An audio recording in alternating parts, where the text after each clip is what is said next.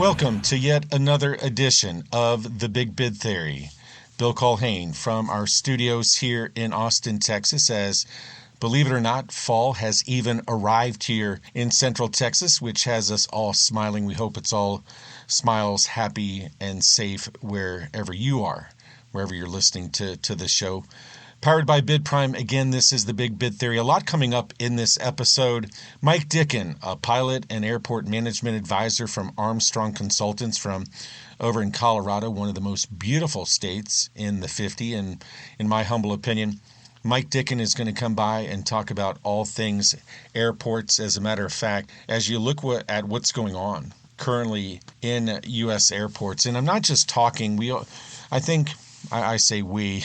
Often when I talk about airports, I kind of default to LAX and Logan and O'Hare and Hartsfield, and even here in Austin Bergstrom. You think about the big airports, but you look across the United States and there are hundreds upon hundreds upon hundreds of the smaller airports, private, public, general aviation type airports. And you look at state, local, even on the federal side, a number of entities are requesting many things related to airports. As a matter of fact, I'm looking at a list here. Airport security services, airport planning statewide. Speaking of beautiful states, that comes from Hawaii.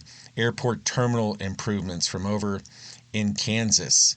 Looking here, a 5-year airport consultant from over in New York, and airport advertising. List goes on and on. Many requests related to airports, services, solutions, etc. But anyway, Mike Dikun, again, after a few housekeeping items we take care of, Mike's going to come by and talk about many things airports. And, of course, we'll have crazy bids in this episode. And as I say that, Rick peeks from behind the microphone there. Rick, it is, I know you heard the open a moment ago, it's that time of year. We're on the final stretch of Season 7. After this masterpiece, only, 2 more episodes to go this season. Right, yeah. Then we're moving and bulldozing right on into Season 8. It's definitely been it feels like a short one. It just kind of flew by, but hey, I'm excited to move on, so let's do it. Yeah, again, Rick and I said it. Time flies when you're having fun. While not always successful, after all, crazy is the priority. Take you behind the curtain a little bit. For each crazy bid, we attempt, and when I say we, I really mean Rick and the research staff, we try to find a bid that correlates with the topic at hand, in this case airports. And Rick, as we sat in the production meeting earlier this week, I think it's fair to say this crazy bids will have the audience saying nay. It will. This episode's crazy bid is going to come all the way from Mississippi State University. So, strap in. It's going to be a fun one. And I speak for everybody, Rick. We are looking forward to the next installment of Crazy Bids You Can Win. So everybody hang tight. That will come up later in the show. But now it's time to fly. After this very quick message, we will introduce you to our guest. The Big Bid Theory is brought to you in part by Bid Prime. Over 11 years in changing the bid services industry, Bid Prime has become the solution for businesses serious about winning public sector business.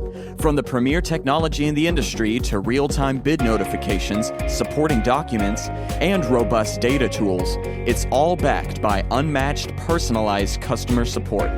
Bid Prime. Start your free zero-obligation trial today. bidprime.com. All right, very good. Thanks for that. I mentioned Mike Dikun and Armstrong Consultants. Tell you a little bit about Mike before we press play on our conversation. Mike is the Western Pacific Territory Manager for Armstrong.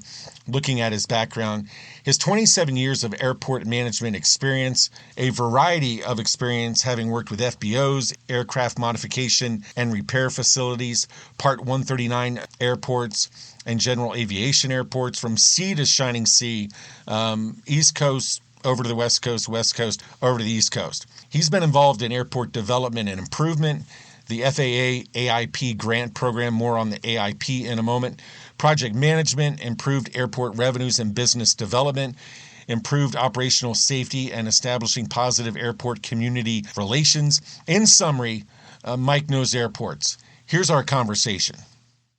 As I just introduced, coming to us from beautiful Reno, Nevada, Mike Dikun joins us. Mike, how are things over there in the biggest little city in the world? Bill, we had an extremely dry summer, but Mother Nature's trying to make up for it now, and we've got snow and rain in the forecast for the next week, so things are looking up.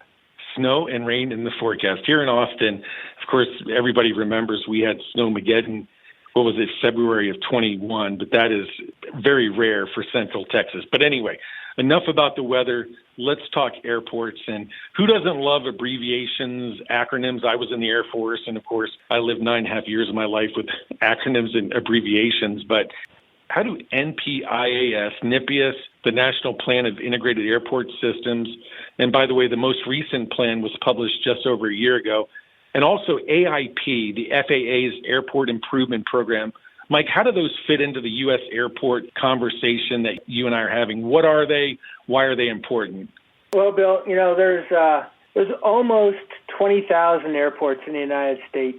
Over 14,000 of them are private use, air parks and things like that most of us maybe have seen in a neighboring community, or maybe even some of our folks live on them. There are about 5,000 public use airports, which include airports, heliports, and seaplane bases. And then out of those 5,000 public use fields, there's about 3,300 that are in NPIAS. And NPIAS is the National Plan of Integrated Airport Systems. And NPIAS is basically the FAA's identifier on what airports qualify for federal assistance in funding capital improvement projects at airports. So those NPIAS airports are broken into multiple categories.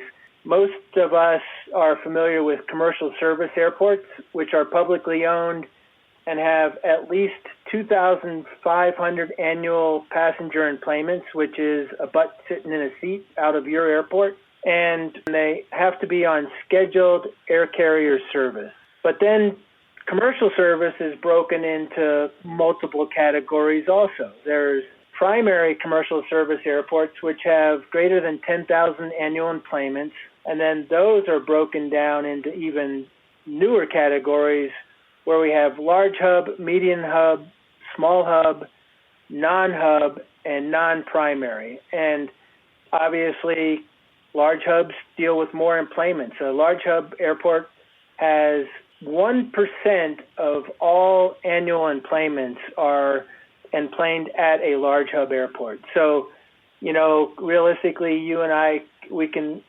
name ones that we're familiar with: Dallas, Fort Worth, Kennedy, LaGuardia, LAX, Denver, etc. So, and then we go down from there. And so each category is identified by the FAA, and that category is tied to funding.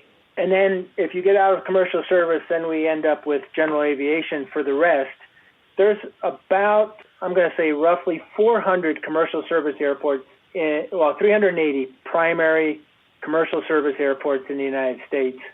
So those are the commercial service. The rest are general aviation, and we have both reliever and general aviation. And relievers, in our previous conversation, you mentioned Austin Executive. Well, that is exactly what a reliever is. It's specifically designed and maintained to relieve the air carrier airport from a heavy influx of general aviation traffic. So at a busy commercial service airport, the money is in the commercial airliners, and little guys like me flying my Cessna, or even a guy flying in on a corporate jet, they kind of tie up the system a little bit, so the FAA would prefer that traffic go to a different airport. So all of those combined creates an aviation system, an airport system in the United States that the FAA supports financially and with regulations to keep them safe. And we as the airport community are responsible for maintaining those airfields, the infrastructure associated with them, and the operation of them so that the traveling public knows that they're safe. Many conversations that we have with various experts, and here's a major news alert, major news flash. Funding is required for airport-related projects. And Mike, in the introduction to this segment, I went through bio. You've been involved in the industry for quite a while, so I'm going to put you on the spot here. In 3 minutes or less, I joke, once somebody has a vision and the bag of money is sitting on the table, what goes into planning an airport, getting it built, and then finally, of course, last but not least, getting it to where airplanes can take off and land? It's going to be a long 3 minutes, Bill. Right.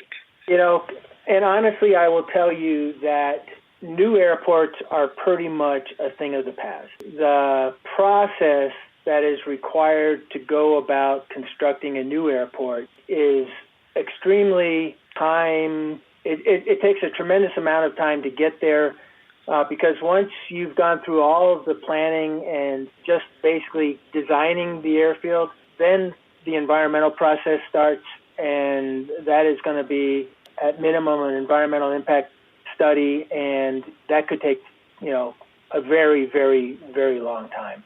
So the reality is, I think Denver may have been the last major airport that was built. There are currently 7 airports that are proposed to join NPIAS, 2 primary commercial service airports and 5 non-primary, mostly GA and with a little bit of commercial on the side.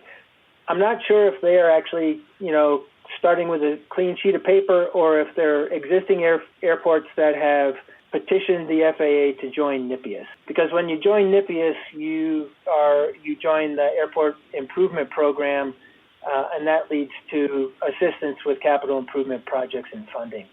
But let's say we're going to start with an existing airport. The process that is utilized for airport improvements to participate and benefit from the Airport Improvement Program is there's a fund of money that is basically composed of the Aviation Trust Fund, and then if a project is going to qualify for AIP funding, number one, it has to be an eligible project in the eyes of the FAA.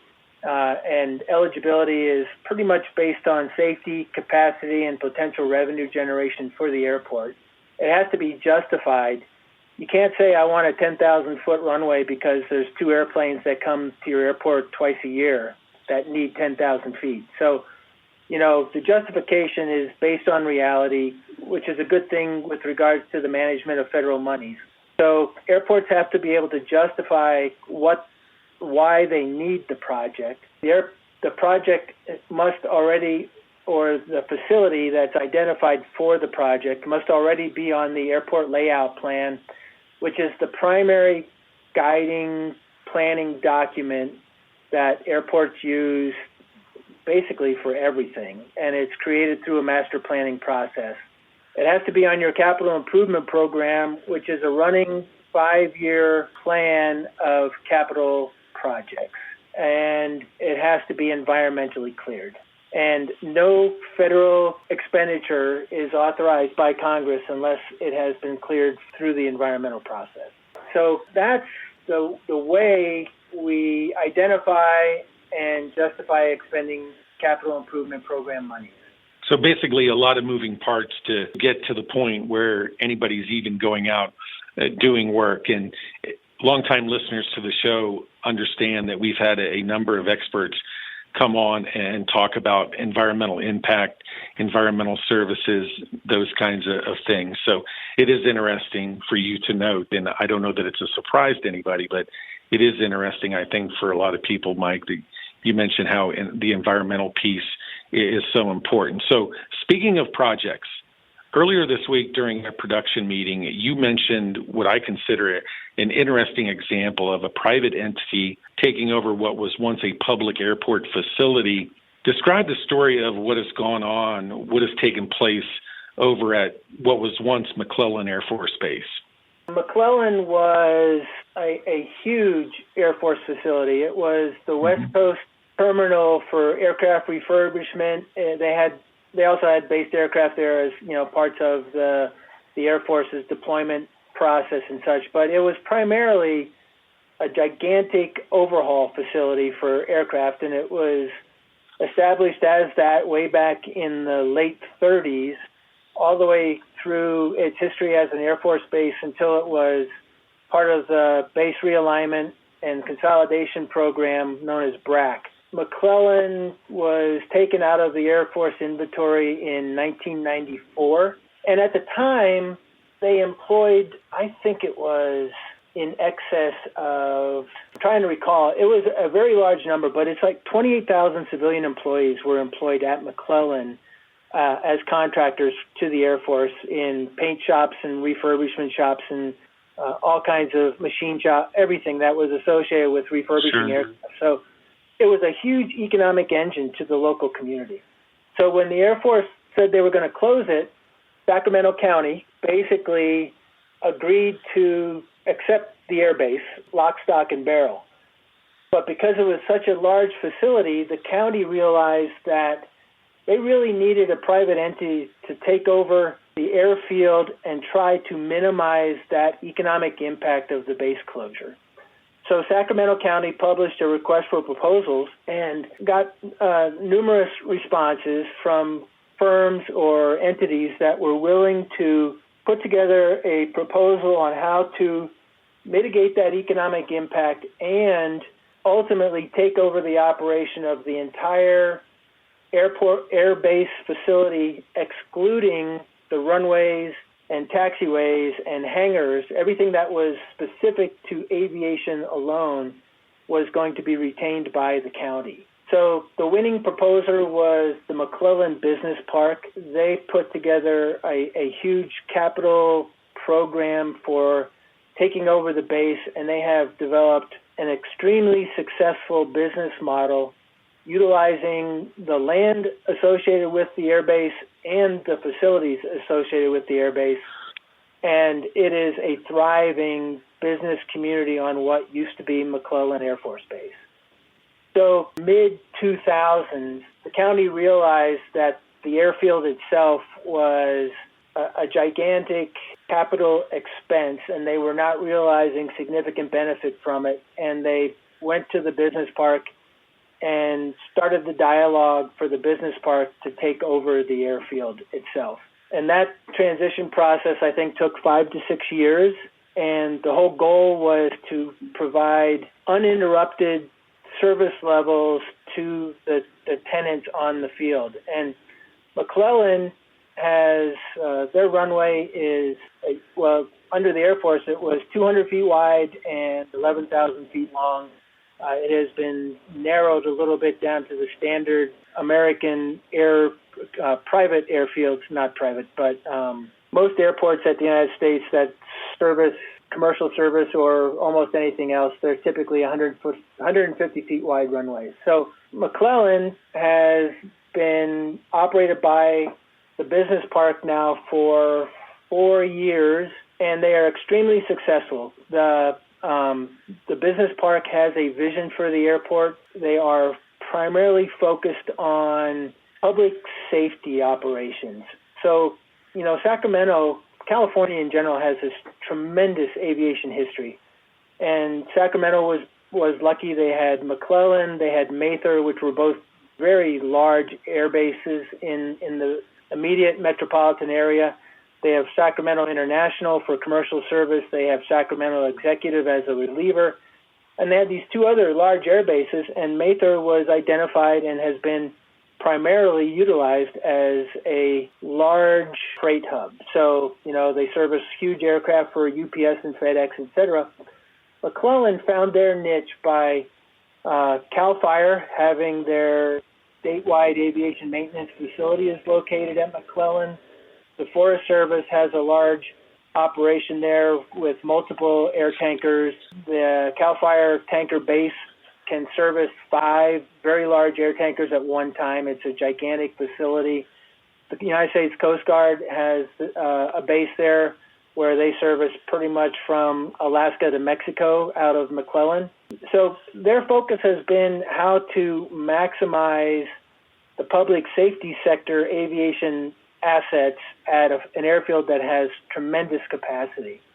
So it has worked out extremely well. The business park is very successful.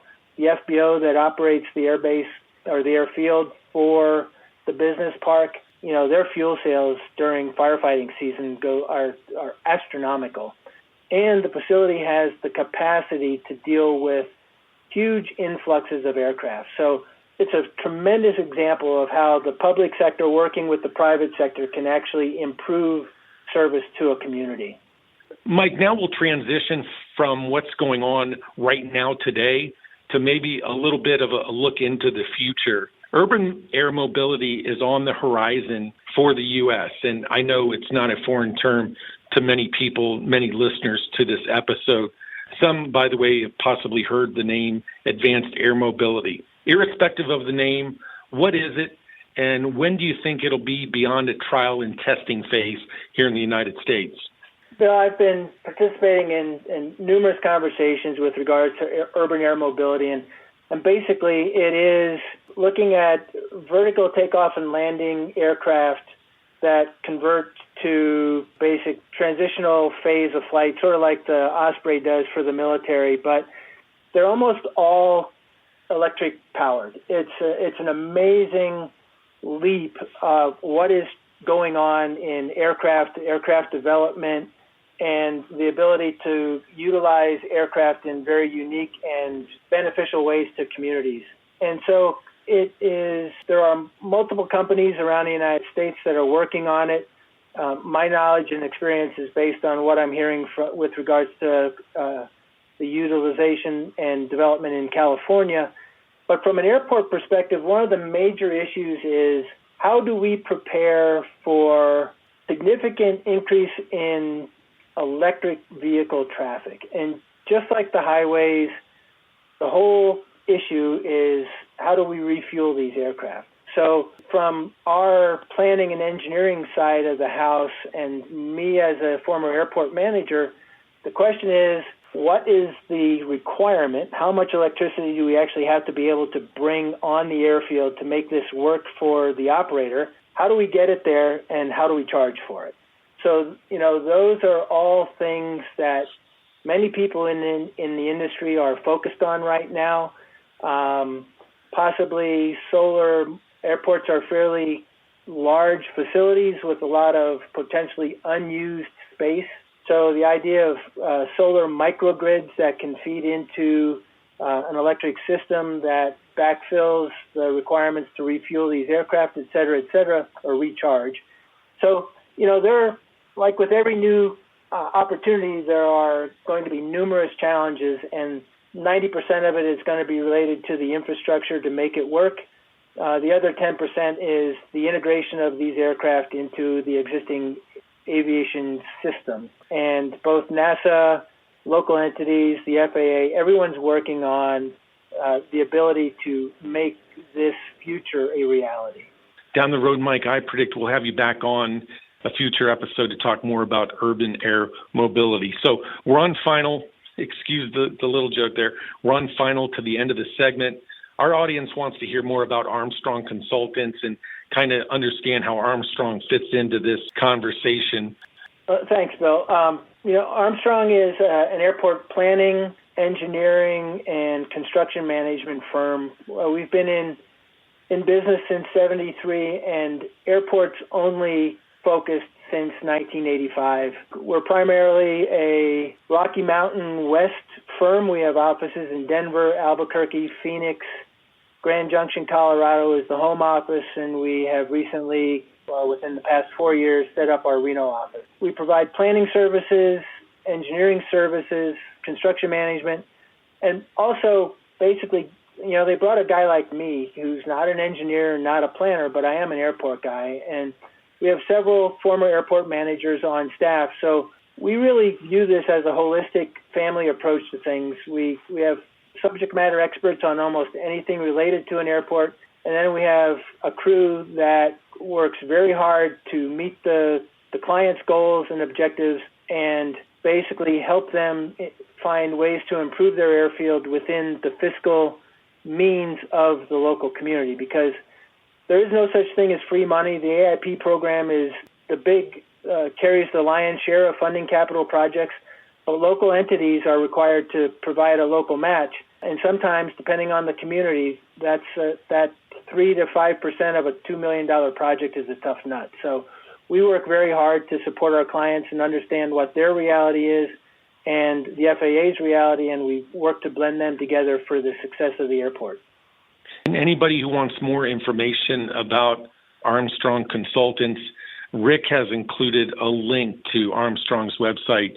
If you go down to the description of the podcast, again, you can visit and learn more about our friends over in Grand Junction and elsewhere. Well, Mike, on behalf of everybody, our audience, everybody here at the show, thank you so much for your time. And again, down the road, I might hold you to coming back on to talk more about urban air mobility and what's going on in U.S. airports.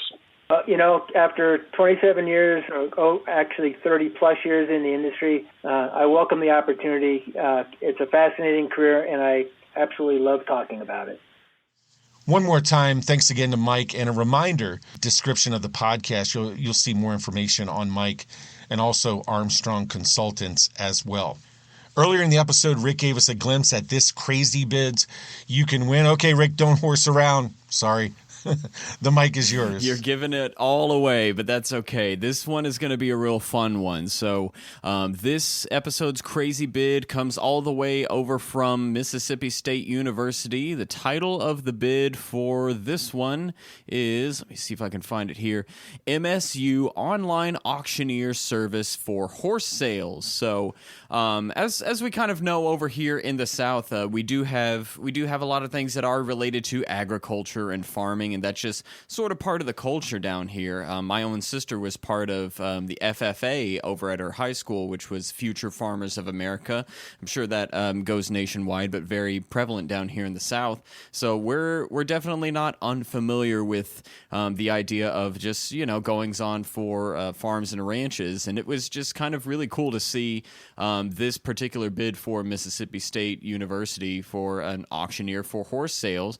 Looks like they're moving this online rather than the very, very fast-paced, I guess, ranch auctions for cattle, horses, and things like that. But yeah, so basically Mississippi State University is seeking bids to sell horses via online auction during the month of December, a little bit later this year in 2021. And this is also a very easy bid to participate in. So I imagine lots of people would be able to submit a proposal here if you're able to. It looks like all they really need from you is a consignment fee per horse and just an average sales commission, I think, is what they're looking for. So, hey, if you can help facilitate an online auction for horses. Maybe if you used to be a auctioneer back, back during the 20s or 30s or something, maybe you've progressed a bit and moved on to the online era. So maybe that's your opportunity to win this episode's crazy bid that you can win. As always, we appreciate you for tuning in, sharing, following, downloading The Big Bid Theory. We appreciate you helping us to spread the word. Thank you for emailing us, giving us ideas, giving us suggestions, giving us feedback. My email, again, is bcolhane@bidprime.com. And if you haven't had a chance already, you can also follow us on Twitter. Our Twitter handle is @TheBigBidTheory. And my personal Twitter is contract_hunter. And yes, we are on Facebook as well. Powered by Bid Prime, that'll do it for this episode in Season 7. Thanks to Mike Dikun for educating us on many things airports. Also much gratitude to Rick Jennings. Yep, Rick, tip of the cap. And our team here at the show as well. This is Bill Colhane. Until next time, go Gunners, Barracudas, Tigers, Bobcats, and Cubs. And we wish you all the best in growing your business. Powered by Bid Prime, we thank you for tuning in to The Big Bid Theory. From Austin, Texas, the show is produced by Bill Colhane and Jim Ward. Producer and engineer is Rick Jennings. Distribution, research, and production assistance by Kevin Henderson. You can find other episodes of the show on platforms such as iHeart, iTunes, Spreaker, Google Play, Stitcher, among others. As always, thank you for downloading and sharing the podcast. We're having so much fun,